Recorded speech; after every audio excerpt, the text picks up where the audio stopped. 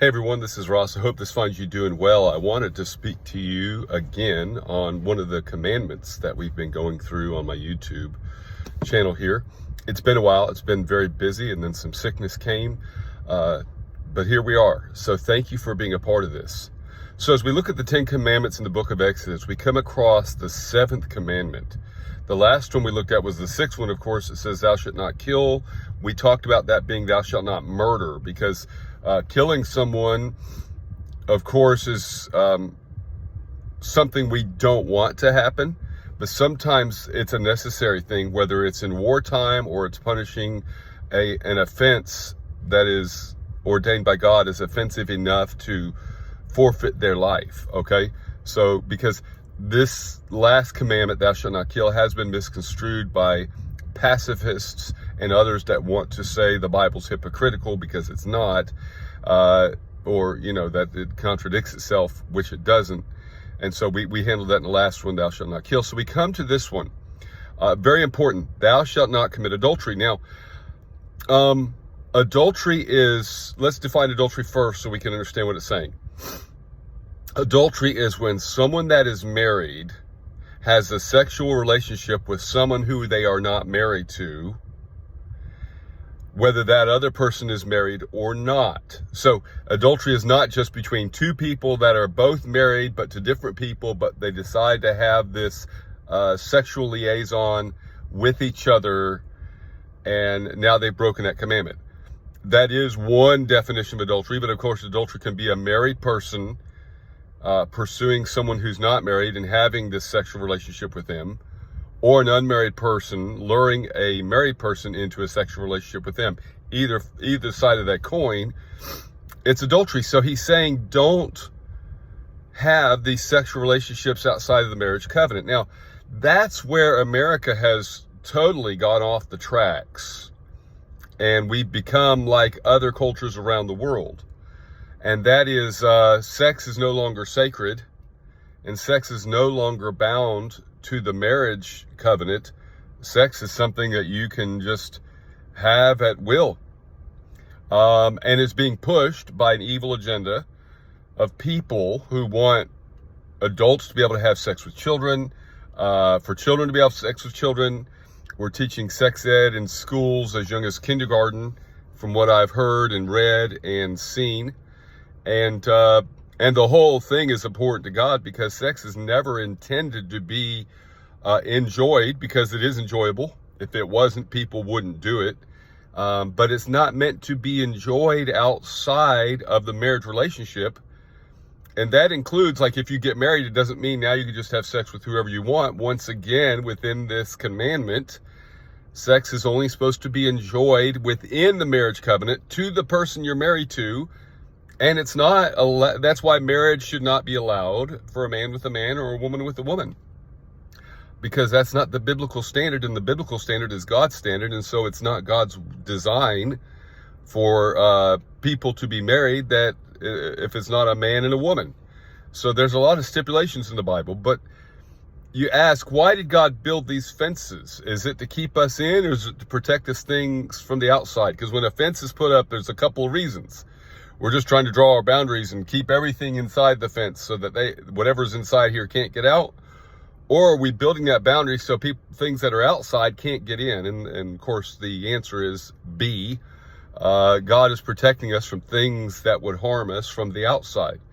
When God puts things in order, and God ordains things in a certain order, and he declares it to be so, like he does with this commandment, it's for our good. It's for our good. It's not to keep us from having fun. It's not to keep us from enjoying life. It's to help us understand the sacredness of this relationship that we're in, and to enjoy it for the way God designed it. Things can be used out of design and out of purpose. That doesn't mean they should be. It just means they can be, but it doesn't make it right. You know, the big argument is, well, it's just two consenting adults. Okay, well, two consenting adults decided to murder another adult, or two consenting adults decided to rob a bank, and they had very good reason. They needed money because the wife had cancer, and so I mean, we could come up with all kinds of ways to manipulate the truth to fit our life and to make us feel good about what we're doing, even though God declares it to be wrong. We can manipulate the truth in such a way as to make it okay when we do wrong. And that's just not the way it's supposed to be. And God did this for our good. He's protecting us from ourselves. But here's the sacredness. I have about 1 minute left before I need to go. Here's the sacredness I want you to think of in context of this commandment, thou shalt not commit adultery. And it's the sacredness of keeping the sacredness of keeping a promise. Now, in this case, it's a covenant. The Jewish people literally write their marriage covenant on paper, and in modern day Jewish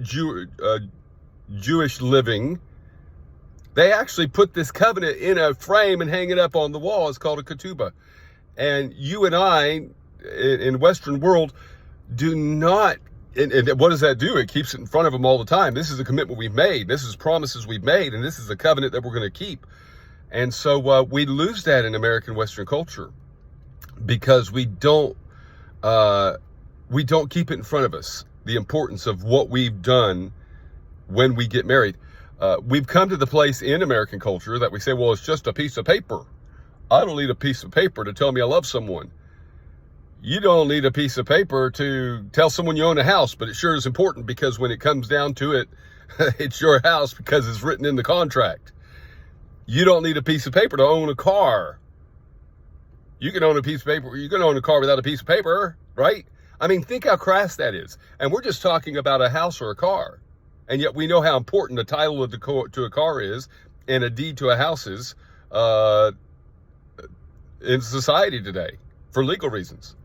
How much more is it important when we make a covenant with someone, a man with a woman and a woman with a man, that we keep that covenant? And this commandment is speaking to the sacredness of keeping covenants. But here's the bigger picture, and I really do have to go. Here's the bigger picture. When a man and a woman commit themselves in marriage in front of the preacher is just the liaison for the real person they're covenanting with. He's just the one administrating the covenant. But the one they're making the covenant to is not just to each other.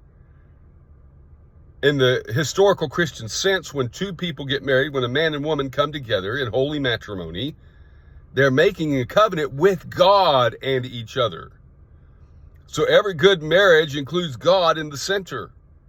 And this commandment is reminding us that God is the center of our covenant. He is the one that we are promising that we're going to remain faithful to, the one he has given us. So think about that. The covenant and the sacredness of it. Thou shalt not commit adultery. Have a great day.